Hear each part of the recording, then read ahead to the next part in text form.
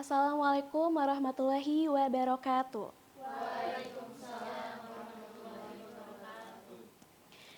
Pertama-tama, alhamdulillahirabbil alamin wa bihi nasta'inu ala umuri dunya waddin. Wassalatu wassalamu ala asyrofil anbiya'i wal mursalin wa ala alihi washabihi ajmain. Amma ba'du. Pertama-tama, marilah kita panjatkan puji serta syukur kita atas kehadirat Allah Subhanahu wa taala. Yang mana telah Allah limpahkan karunia dan hidayahnya sehingga kita dapat berkumpul di tempat yang insya Allah diberkahi oleh Allah ini. Salawat berserta salam tak lupa kita curahkan kepada Nabi kita, Nabi Muhammad Sallallahu Alaihi Wasallam. Baik, izinkan saya Naila Anbar Solihah untuk menyampaikan sedikit ilmu tentang materi saum pada pagi hari ini. Nah, sebelumnya teman-teman ada yang tahu nggak sih puasa itu tinggal berapa hari lagi? Ya, sekitar segitu ya, pokoknya udah bentar lagi banget. Jadi semaksimal mungkin kita harus mempersiapkan untuk nanti di bulan puasa, menyambut bulan puasa nanti. Nah, kalau misalnya pengertian saum itu sendiri itu merupakan, ada yang tahu nggak teman-teman saum itu apa? Ya benar ya benar. Kayak menahan makan dan minum. Nah, tapi menahan makan dan minum itu berkaitan juga kayak kita tuh masih berkaitan dengan ibadah-ibadah sunnah lainnya tuh seperti bersedekah, itikaf ataupun hal-hal baik lainnya dan menghindari kita dari perbuatan yang tidak baik.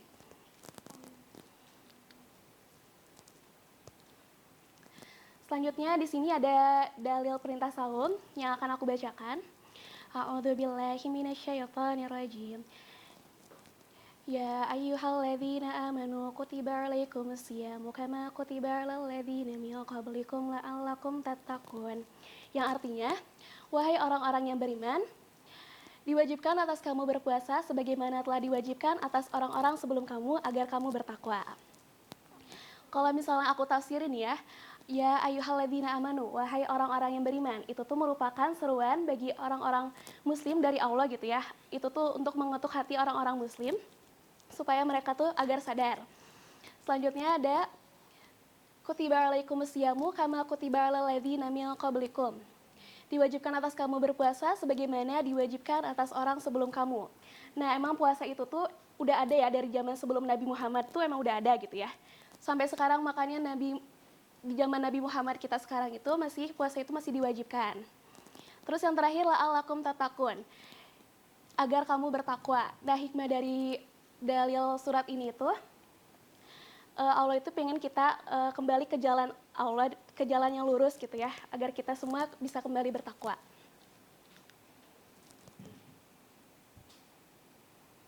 Selanjutnya di sini aku menjelasin tentang keutamaan melaksanakan saum. Yang pertama, mendapat balasan langsung dari Allah. Nah, sebenarnya ibadah-ibadah sunat tuh banyak banget ya. Ada sedekah, ada sedekah sama saum. Terus kalau misalnya saum itu spesial banget karena apa? Karena si saum ini tuh pahalanya tuh bisa langsung dikasih sama Allah. Selanjutnya masuk surga melalui pintu Ar-Rayyan. Nah, kalau misalnya orang-orang yang gemar saum itu teman-teman bakal langsung dapat reward dari Allah tuh, langsung bisa masuk ke pintu Ar-Rayyan gitu, bukan pintu-pintu lain. Terus kalau misalnya selanjutnya sehari puasa itu dijauhkan dari 70 tahun dari neraka.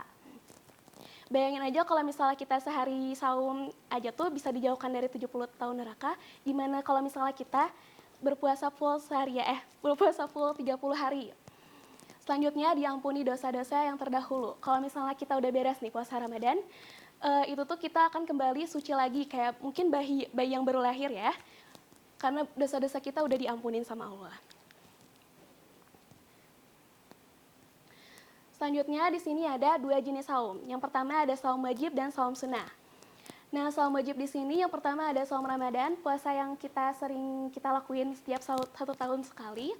Yang kedua ada saum kafarat, yaitu saum penebus dosa. Misalnya ada fulan yang nggak sengaja ngebunuh orang, terus dia pastinya ngerasa bersalah dong ya. Jadi dia menebusnya tuh dengan puasa kafarat. Selanjutnya ada puasa saum nazar. Untuk orang yang berbuat nazar, misalnya Eh, aku kalau misalnya udah lulus dari sini, insya Allah aku bakal ngakuin puasa nazar itu tuh karena bentuk rasa syukur kita atas doa-doa kita yang telah terkabul.